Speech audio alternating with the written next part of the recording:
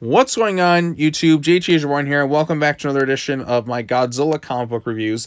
And in today's video, we're talking about Godzilla, Monsters and Protectors, Part 4. So this is Part 4 of 5. So there is going to be a final issue coming up right after this when that releases next month, which is crazy to think about. We're already like 4 months into this thing, and we're going to be like hitting like the 5th issue next month already. It doesn't really feel like that much time has passed in like the first IDW Godzilla comic book series in the past couple years. There's another one that they did release, which I have not covered yet, but I do plan on covering that and having that out by this weekend. So that one's kind of like a much larger one-shot kind of issue. And then there's also like, I guess it's going to be kind of a sort of once every few months type of book, but that's the thing with the IDW Godzilla comics. You have to kind of look and try and keep up with them because there's not really much advertising about the stuff, at least from what I've seen online. So I feel like I'm like the only one covering this stuff, but maybe somebody else is. I haven't really kind of looked around, but like I don't really see it on the Godzilla YouTube channels I'm subscribed to. But anyways, let's go ahead and talk about Godzilla, Monsters and Protectors issue number 4. So anyways, this issue was written by Eric Burnham, art by Dan Schoening, colorist Luis Antonio Delgado, letters and design Nathan Wittick, supervising editor Tom Waltz, and editor Megan Brown. So again, we got the really nice, fun-looking artistic work going on here. But anyways, so issue kind of opens up. We have Cedric, who has been providing the framing device for this entire story arc about how him and his friends saved the world. And basically kind of the way this thing ends, we're still kind of left questioning, what exactly is the role that these kids are going to play? Why did the Shobijin choose them? I mean, they talk about like how there's goodness in their heart and all that other kind of crap that you see in a lot of like kids movies and that. But we don't really have an explanation for like how they are specifically going to change things. That's all going to kind of be done in the last issue, which has me wondering if this is going to feel kind of rushed by the end of this. Because I felt like at this point, we really should have kind of, if this is going to be a 5-part storyline, I feel like we should have kind of already gotten to that point already. But the pros of this issue, we definitely do get some Godzilla action, which they definitely talk about kind of earlier in this thing, which Cedric and his whole YouTube thing is going on. Honestly, my favorite part about like these whole little vlog portions, just kind of looking at the Easter eggs in the background, Cedric's just kind of like a little bit high in himself. We have this character here who looks like Edna Mode from The Incredibles.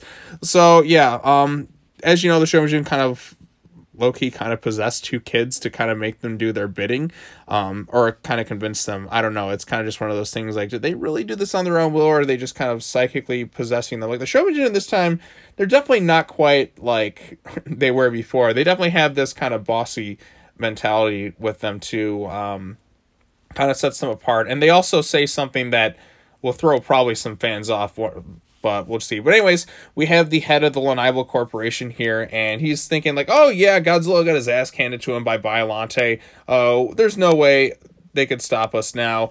And the kids are like, we need you to stop doing your stuff. He's like, when your kids are older. Like, he's got that real smug, kind of arrogant look to him. And he's like, I'm going to hire you both when you're there. Just typical rich, out-of-touch businessman who just feels like he's completely in the right.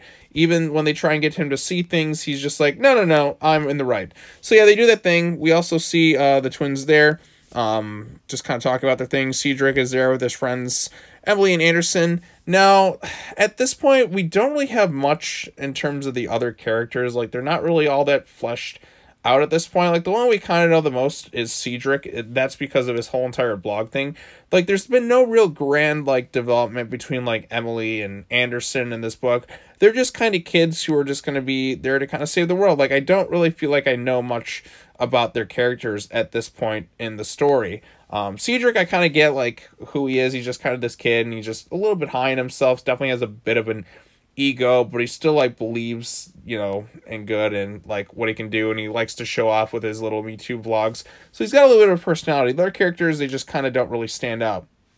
So anyways, they're all kind of having visions of Godzilla and what Godzilla is like. These kind of, they sense foreboding doom with Godzilla. And then this is where they finally are introduced to the Shobijin, and they let them know that they have psychic powers. And then they get to the one line in this entire issue, which has me questioning things. Can't you just fix things with your fairy powers?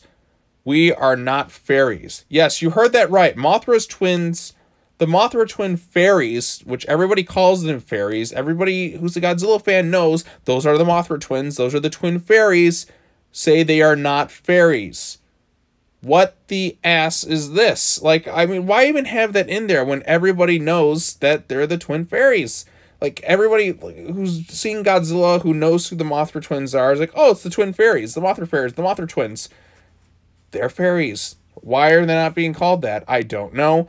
But yeah, that was just kind of one little bit. Also, kudos to the Anguirus little cameo here. Doesn't do anything really in the story, but he's just kind of there, so that's kind of cool. Also, I like the artwork on Mothra here and just the kind of design for Anguirus. So yeah, we got that brief little cameo. They also explain that Mothra is basically like this sense of rebirth for the planet and just a protector of humanity. When, you know, Mothra is needed, Mothra will return to save those in need, like to protect humanity. So I guess they're going to have the kids maybe like pray to Mothra and maybe bring her back. But Mothra doesn't really like make an appearance outside of that brief cameo. So yeah, they all kind of give the kids their roles. And then Godzilla shows up again and we get the rematch between Godzilla and Biollante. And we actually get to showcase a lot of Godzilla's strength, which is the coolest part of the fight. Like, I mean, there's some cool action bits here. Godzilla just throws Biollante around like nothing. Godzilla starts, at one point, he even, like, bench presses Biollante. And it's a really cool shot right here. He just lifts Biollante above his head. Like, look at this. Godzilla has been definitely, like, hitting the gym. Like, look at him. Look at his muscles. Look at his biceps, triceps, and all that. Like, he is flexing. I mean, that weight has just got to be really intense. So he just, probably the coolest part of the whole thing, Godzilla just chucks Biollante into space, basically, and just blows her the hell up. And then that's kind of how it ends. Like, we're kind of left wondering, like, okay, now that Biollante's done, what is the Lenival Corporation going to do? They've teased doing stuff with, like, a Mechagodzilla. There's, like, an Easter egg for Ghidorah earlier on in this comic. But really nothing that's just kind of, like, I don't know where the end game of the story is going to go. I feel like this thing should probably go on for a few more issues, but I guess it's going to kind of wrap up in the next thing, which is going to leave me feeling like the story was a bit rushed.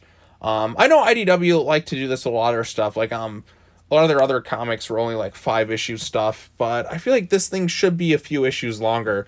I don't know why they cut it just down to 5, because the pacing of this thing, it feels like they're kind of they started going for a slow burn, but now it feels like they're going to kind of have to like rush and wrap this thing up by the end of the next issue. Because I feel like there's still so many like unanswered questions, but I mean, I'm sure it'll get wrapped up, but I just don't want the ending to feel kind of rushed to the storyline after kind of reading through these first 4 things. But we'll see how it turns out. Maybe the ending will be solid, but overall consensus, I mean, I'm enjoying Godzilla, Monsters, and Protectors. I like seeing kids as kind of the protagonists.